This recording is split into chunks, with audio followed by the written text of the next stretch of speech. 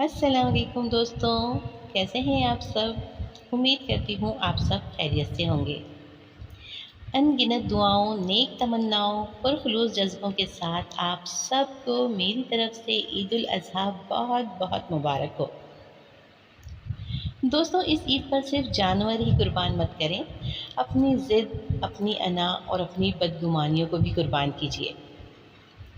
अपने दिलों को साफ़ कीजिए ताकि आपकी कुर्बानियाँ कबूल हो जाएँ। कुर्बान कर दीजिए वो लहजे जिनमें तल्खियाँ जन्म लेती हैं।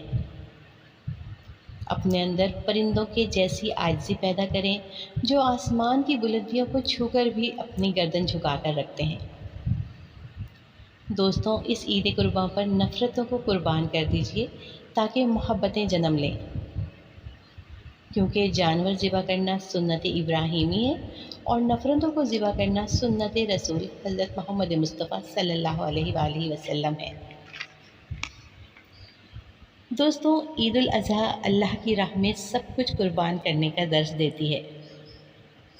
अल्लाह ताला हम सबको इस पर अमल करने की तौफ़ीक़ अता फ़रमाए। दोस्तों, वीडियो को लाइक ज़रूर कीजिएगा। अगर आप मेरे चैनल पर नए हैं तो प्लीज़ मेरे चैनल को सब्सक्राइब कीजिए और अपना और अपने प्यारों का बहुत ज़्यादा ख़याल रखिएगा। मुझे इजाज़त दीजिए। अल्लाह हाफ़िज़।